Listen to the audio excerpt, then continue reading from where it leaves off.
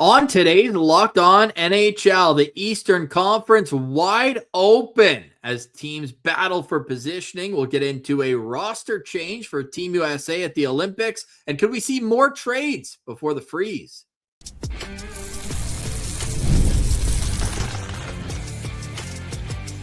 You're Locked On NHL, your daily podcast on the National Hockey League. Part of the Locked On Podcast Network, your team every day. Hello and welcome inside this Wednesday, January 21st edition of the Locked On NHL podcast. I'm Ross Levitan from Locked On Senators, as always joined by Mike DiStefano from Locked On Maple Leafs. It's a Battle of Ontario edition here on the Locked On Podcast Network, the #1 sports podcast network. And consider joining our Everydayers Club. We've got local experts on the biggest stories 5 days a week, and you can get it ad-free by getting $5 a month or $50 per year. You can go to supercast.com to learn more. Mikey, it's been a wild week in the National Hockey League. Feels like the entire Metropolitan Division is playing on the West Coast. So we could have a little bit more clarity depending on how those games go in terms of the standings. But right now, feels like it's as tight as we've ever seen this late in the season. Yeah, the Eastern Conference is crazy, man. There's almost every team, I would say, outside of the Rangers, kind of seem like that team's in a tire fire and they're out of it. But outside of them, feels like every team still has a fighting chance here in January. Like Columbus, they're second to last in the conference, but they're only 7 points back of a playoff spot right now, 7 points back of the Boston Bruins, and they have a game in hand. You know, your Senators not too far back, and there's a plethora of teams in between. Really does feel like the East is very much up for grabs, whether you're in a playoff spot, out of a playoff spot, further down in the standings, outside looking in. Really does seem like the East is wide open right now. And the Atlantic Division in particular that we follow the most closely, it was even closer before, but feels like at least Tampa has pulled themselves out of the pack. They're 10 points clear of the Leafs, who sit just outside the wild card spot, and they're obviously on a heck of a run right now. Their only thought or issue is a recent injury to Anthony Cirelli, but John Cooper, head coach for him there and head coach for him for Team Canada, says it doesn't look like it should affect his Olympic participation. But later on in the show, we'll talk about Olympic participation that's already been lost. Seth Jones being announced out for the Olympics. We'll get into who his replacement is later on. But you look at Tampa, wagon. You could say the same about the Buffalo Sabres. If it weren't for their poor start to the season, they'd be right up there in the mix with those top three teams. I believe they're 14-3 in their last 17 games, something ridiculous like that. They've been coming on strong, and it wasn't just that win streak. They lost one, then they've gotten back into the win column. They should have beat Carolina the other day. Brandon Bussey was absolutely spectacular in that game. Tage Thompson had to have had nightmares about him after what he saw in that performance. But look, I got to see firsthand Detroit and Montreal last weekend play against the Senators. I know your Leafs are taking on Detroit tonight, but those are two teams that are doing it in completely different ways. The Red Wings goaltending has been exceptional after a slow start for John Gibson, whereas the Montreal Canadiens, I mean, they're the Energizer Bunny. They're never out of a game, and they just find ways to win.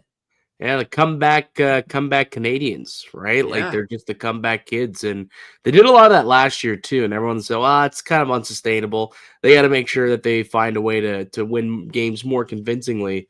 But here we are, 50 games into the new year, and they're continuing to do the exact same thing and come away with wins. They're just 3 points back of Tampa for top spot in the Atlantic Division. They do have one of the top three divisional spots right now. The Buffalo Sabres are interesting, though. Like, this is a team that you mentioned, like, they've won 14 of the last 17 games and just continue to win games, score goals, and play solid hockey. And it's got to a point now where it's like 17 games.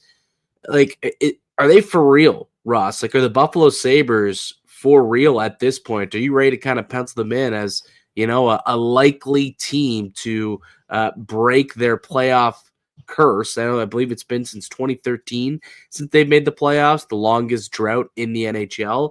Like, does it seem likely that this is the year it finally happens? Are they for real?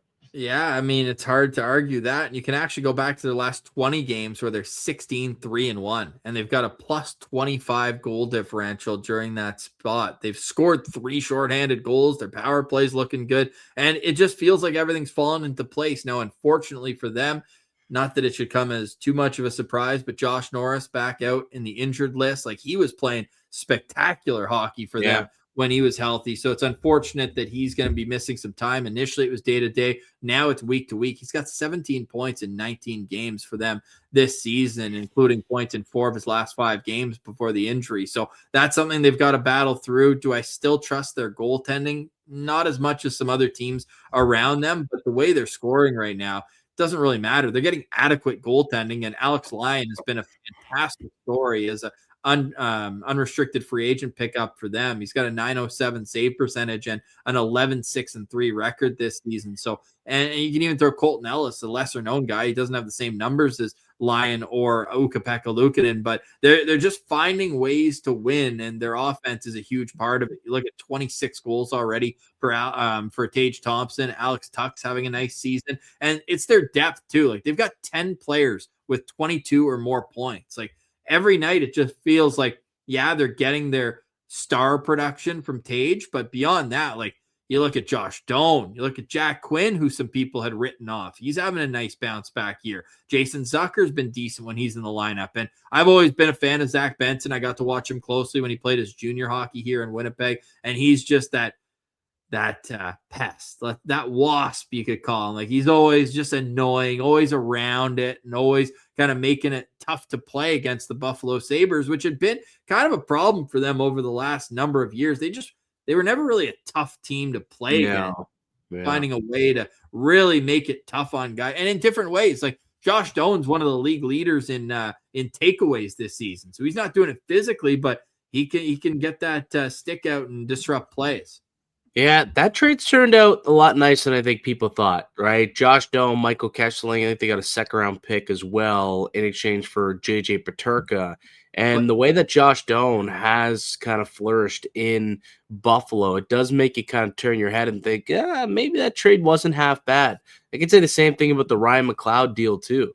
Like, as of now, like Ryan McLeod, I remember at the time, McLeod for Savoy, everyone thought that Buffalo was crazy for making that trade. Savoy was a first-round pick, a year removed from that.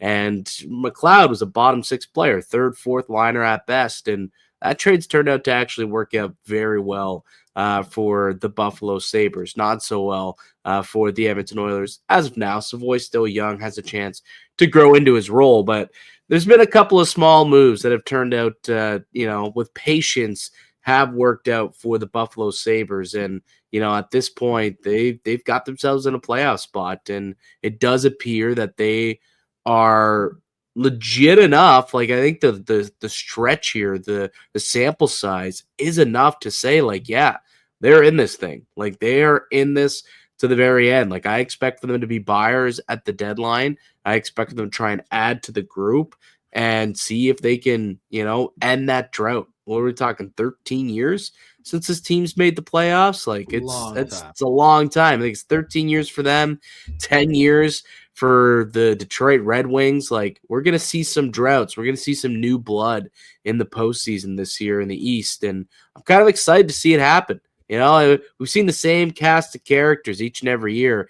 I mean, 3 years in a row, we've seen the, Florida Panthers run roughshod and run all the way to the Stanley Cup final. We might get some new blood this year, which would be entertaining if you're a hockey fan. So with anywhere between 32 and 36 games left for all these teams in the Eastern Conference, you've got Tampa, Detroit, and Montreal in the Atlantic, Carolina, the Islanders, and the Penguins in the Metro, and then the Sabres and the Bruins in the wild card. If you're a team on the outside looking in, whether you're Toronto, Philly, Washington, New Jersey, Florida, Ottawa, or Columbus, yeah, I'm ending it there on purpose. Which of the teams that's currently in a playoff spot do you think is the most likely to relinquish it? Probably Pittsburgh. I think it's a team that, I just think they're going to run out of gas here. Personally. So if there was one group, one team that I felt, is going to fall out of the pack, it is the Penguins, and they're, very close to doing so. Clearly the Atlantic is a much stronger much stronger team. But you look in, whether it's the Flyers or the Capitals or the Devils, they're only 3 points back of Pittsburgh. They could easily move up the standings board here in no time and take that spot from the Penguins. But I think Boston also is a team that I think in the Eastern Conference, when you look at the Atlantic, whether it's Montreal or it's Florida, or Toronto, or Florida, I feel like one of those two teams, probably will end up getting in over the Boston Bruins. So I think there's a couple teams that are in the postseason right now in a playoff position that I don't expect to be there by the end of the season. But I mean, any of these teams that you mentioned, all the way from the tippy top to Carolina and Tampa, all the way down to the Leafs, the Capitals, the Panthers, Sens, Blue Jackets. It's so wide open, and everyone still has a chance to make it to the dance, just make the playoffs, that all these teams could theoretically be buyers at the deadline, unless there's some serious separation between now and, this pre-deadline, pre-Olympic, trade frenzy we could possibly see, or, coming out of it to the actual trade deadline. I think it's March 6th or something like that. Yep. If it's still so close and tight, I could see pretty well every team in the East, putting up their sign come deadline day and be like, yeah, we're buying. What do you got? It's kind of wild to see everything so tight and see everyone still in the mix. It certainly is. And there's even going to be a superstar potentially traded at the deadline, with Artemi Panarin being announced last week that he will not be offered a new contract with the Rangers. I know the boys, JD and Seth, spoke about that at length yesterday on Locked On NHL. Well, that Olympic trade freeze is coming on February 4th. All teams play their final game before the Olympics just after that, whether it's the 5th or the 6th. And then it's all eyes on the Olympics, where Jackson Lacombe will be playing for Team USA. So on the other side, we'll discuss that decision by Bill Guerin. And are there going to be more trades before that freeze? We've already seen a couple moves with pending unrestricted free agents. We'll have those conversations next. You're listening to Locked On NHL, your team every day.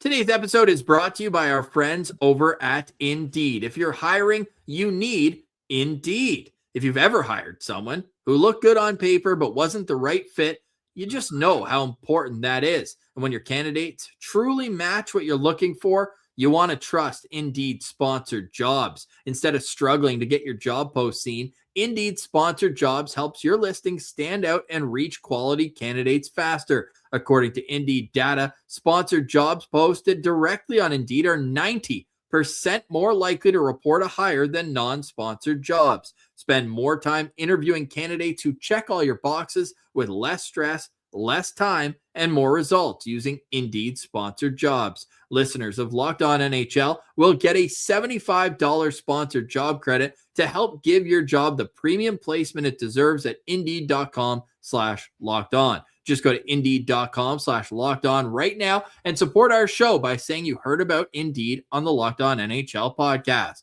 Terms and conditions apply. Hiring, do it the right way with Indeed.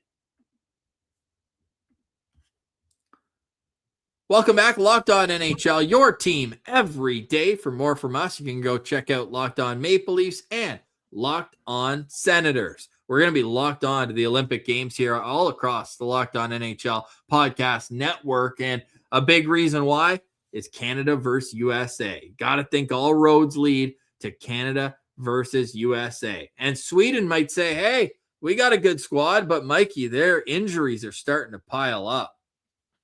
Yeah, sounds like they'll be without Leo Carlsson and Jonas Brodin. And, no Leo Carlsson stinks, man. Like that guy, the start that he had to the season, his October, November was spectacular.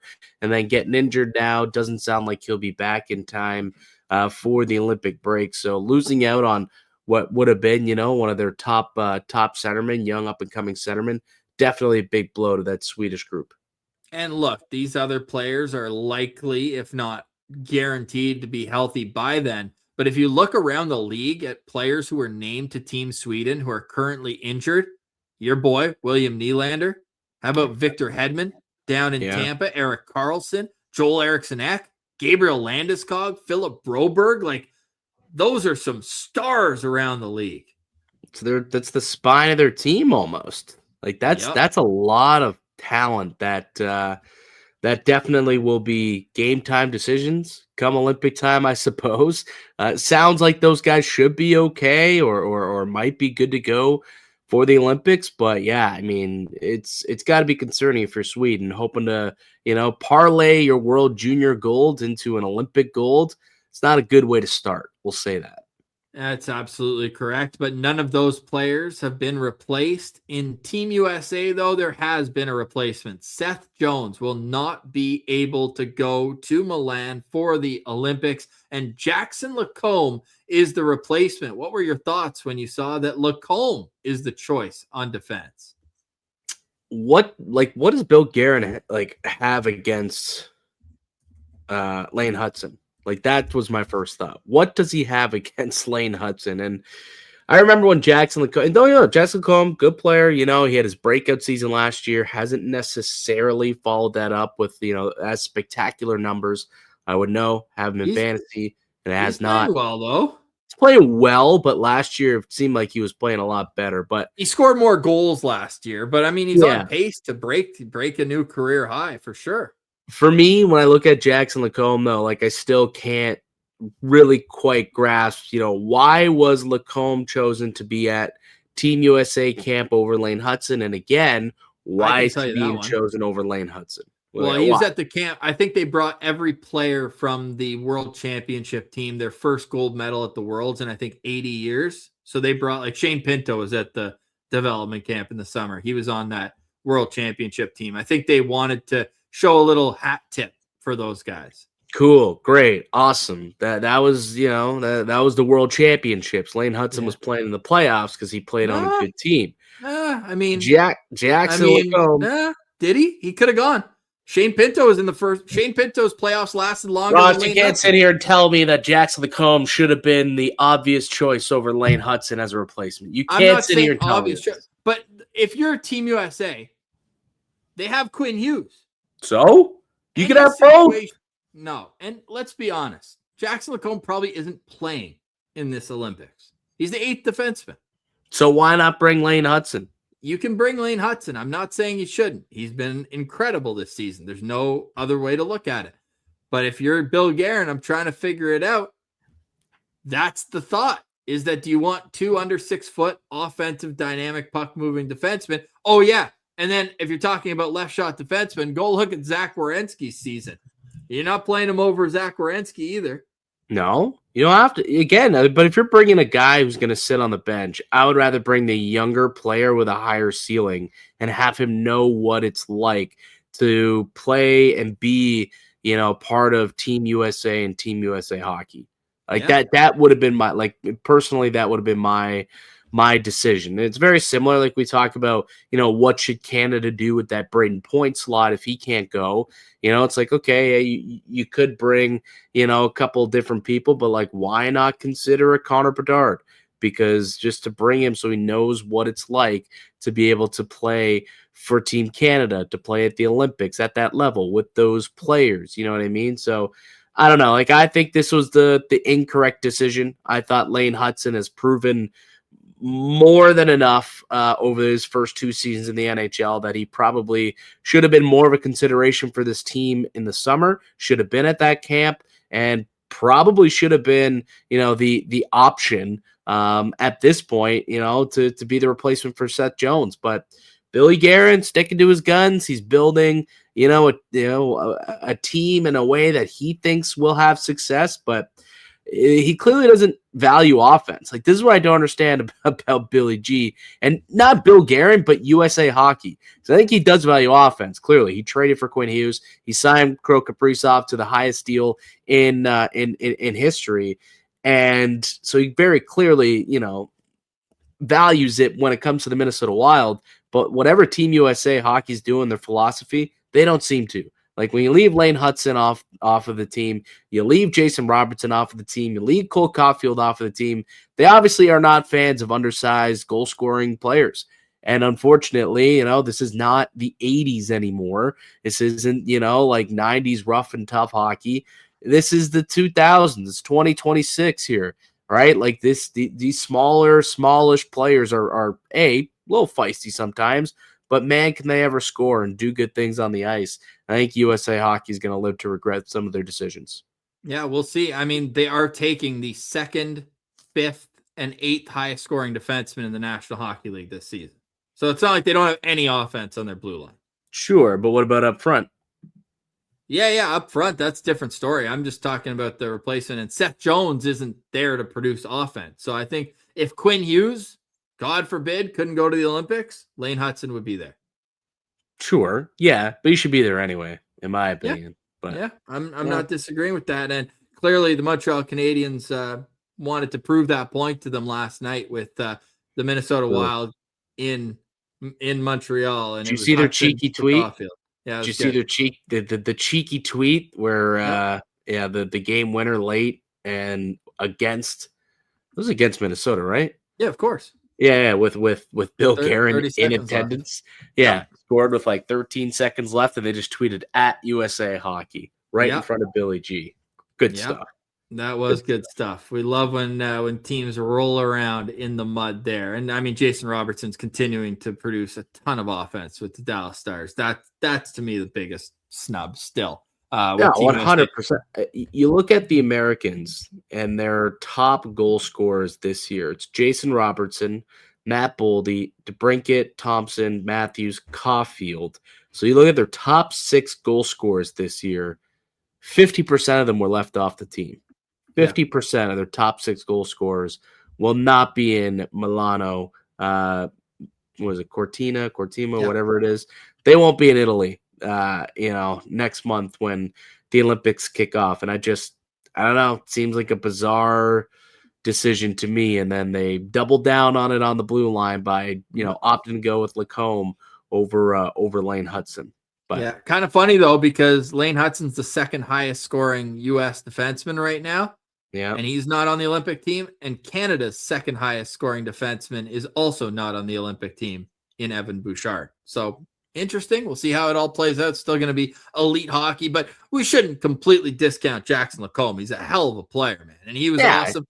And I think the reason why is because he did well at the World Championships. I honestly think the Team USA is extremely valuing what they did. He was plus 11 at 5 points in 10 games. And he's had a really good year. He's got 8 points in his last 8 games with the Ducks. And he's a big part of that team there. So we'll see how it all plays out, but the problem is USA doesn't win. There's gonna be some easy questions for the media and hard questions for Bill Guerin to answer. Yeah, go look at the roster Team Canada brought though. Like it's night and day to what they brought to the World Championships to what they're bringing to the Olympics. So if you're trying to copy paste those rosters, if you're USA, it's not gonna go very well. Like there was no McDavid, there's no McKinnon. Like it's not even the same roster. So I don't know. It's 2 different tournaments if you ask me, and I would have taken a slightly different approach. But hey, USA Hockey, Billy G, it's their team. They can do what they want.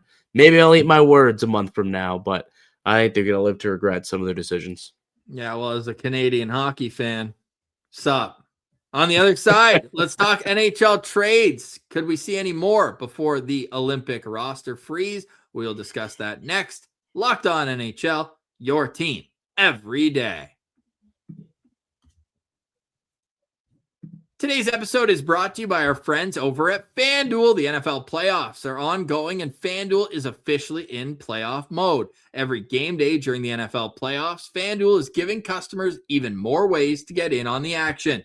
Right now, every NFL playoff game day, FanDuel users get a profit boost pack waiting for them inside the app. Each game day, you'll see a pack loaded with multiple profit boosts. You can apply the bets that you like the most. The boosts let you lean into your game day instincts, whether you're backing momentum, defense, quarterback play, or coaching. Every play feels bigger, and the boosts help make your bets feel that way too. You make your picks, then apply your profit boost to go after even bigger payouts while the playoffs get rolling. So visit FanDuel, an official sportsbook partner of the NFL, and grab your playoff profit boost pack every NFL playoff game day.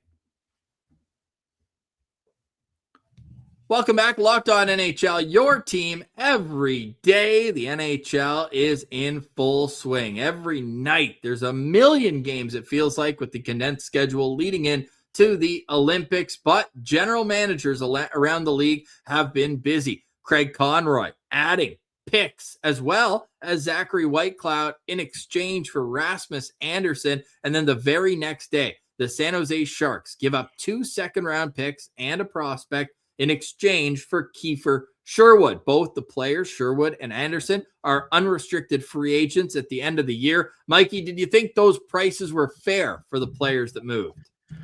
I thought that it seemed like quite a bit for Rasmus Anderson. I will say that did seem like a high price to pay for an unrestricted free agent that supposedly did not have a contract extension in place.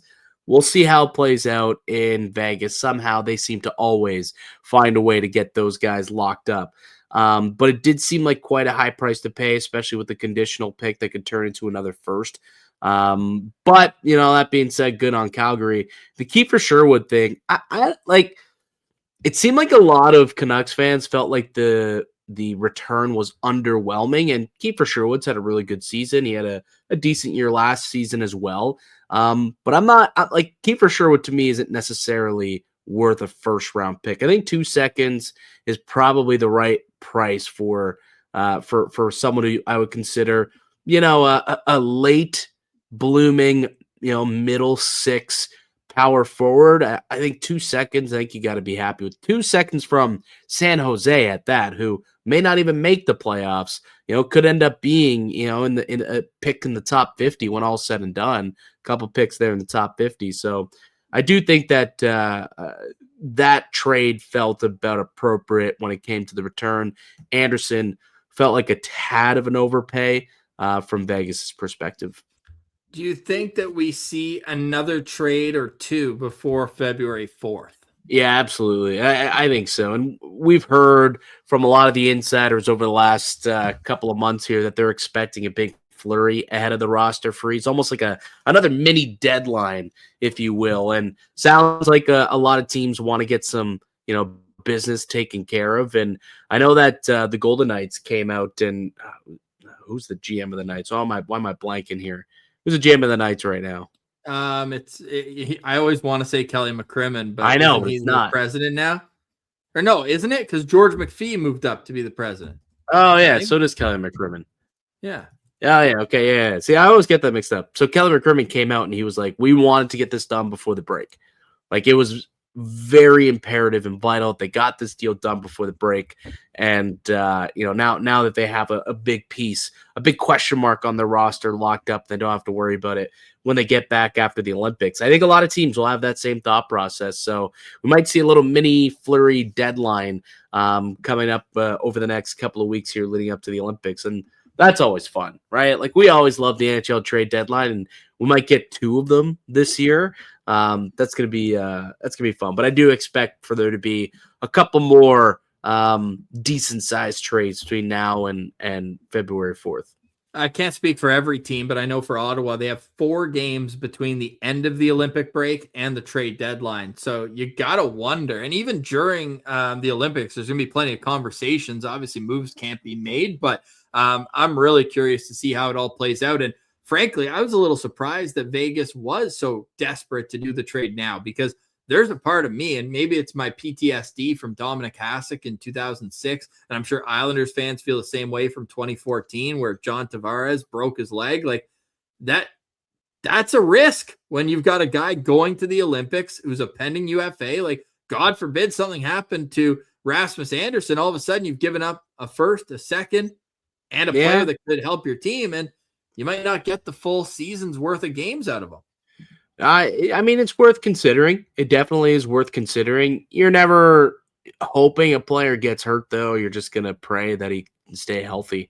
I guess is what you got to do in a situation like that, right? So, I guess there's always going to be a little bit of risk involved, but to get the guy, on your team, get him get a couple games in, be ahead of the market, right? Like if you look now, teams, and I've been doing this because the Maple Leafs were in the Rasmus Anderson market. They're looking for a right shot defenseman. Now you got to pivot. There's not really much there to pivot off of. Like Anderson was very much the cream of the crop, and there's quite a gap from Anderson to the next guy if you're looking to add, top of the line blue liners. So, getting ahead of the market, getting their guy, not having to pivot. I think it's a worthwhile move for Vegas, and kudos to Kelly McCrimmon, and you just know that they're going to find a way to get this guy extended too. There'll be an extension announced sometime, probably during the Olympic break at that. So the two teams that give up the quality in the trades are the Vancouver Canucks and the Calgary Flames, two of the bottom 4 teams in the National Hockey League, along with St. Louis and Winnipeg. Tough year. Don't listen to this, Edmonton, but tough year for the rest of the Western Canadian teams. And you're looking at basically, I know the bottom 5 are all in the Western Conference. Then you've got the New York Rangers in there, and then 2 more Western Conference teams in Nashville and Seattle. So those are the teams that I think you're calling if you're an Eastern Conference team who thinks that they're going to make a push, whether it's before or after the Olympic break, where you don't have time to waste. And I guess that's what Vegas felt like as well, even though they're sitting in first place in their division, even though they've had probably the second worst goaltending in the league this year behind Ottawa. Like they have not been able to get a save. Carter Hart, clearly not the answer there. And Aiden Hill is just getting back from injury right now. So they're probably looking over at Logan Thompson saying, damn, what could have been? All we got was a 3rd round pick in that. Sheesh. Yeah. But if you're a team that's on that fence, or maybe you're a team like Ottawa that's 6 points, 5 points out, and you're like, we have to make a push, that could lead to some desperation of wanting to get a deal done now versus waiting until after those games and waiting until March 6th, where you'll only have about 20, 25 games left to make that final push to a playoff spot. So fascinating days ahead. And the top players, The Athletic just put out their trade bait board. TSN did the same a few days earlier. And the top player on both is Artemi Panarin. Yesterday on Locked On NHL, they gave some potential landing spots for Artemi Panarin. And I'm really curious to see where that goes, because he is a hell of a player, but the team that gets him will have to have salary cap available. I don't know how much the Rangers are willing to keep. Obviously, it's an expiring contract, but even if they kept half, you're still looking at over $5 million in cap that's going to have to be maintained for a guy like that. Yeah, I'm curious what the layout of the contract was. So the total salary this year was, only, but $8 million. So if they retain half, it's only going to cost the Rangers $4 million in actual cash, and not even less, way less actually. Yeah, way less. Oh no, because the signing bonus of $7 million was already paid out. Only $1 million. Yeah, so only $1 million. So real cash. So they would keep 50%, no problem. Right, 100%. So I don't think you have an issue there. It's just whether teams, they're gonna have to. They could probably kick out, a bad contract or two. I'm sure the Rangers in rebuild mode or retool mode, as they say, will be willing to take on whatever they can to get the best price for Artemi Panarin. That's a guy I expect to be expensive. Like he is definitely going to garner, first round pick, maybe 2, a prospect roster player. Like I think Panarin probably gets more than Rasmus Anderson. No? Oh, easily. Yes. Yeah. So that'll be the highest price. Someone's going to have to pay it.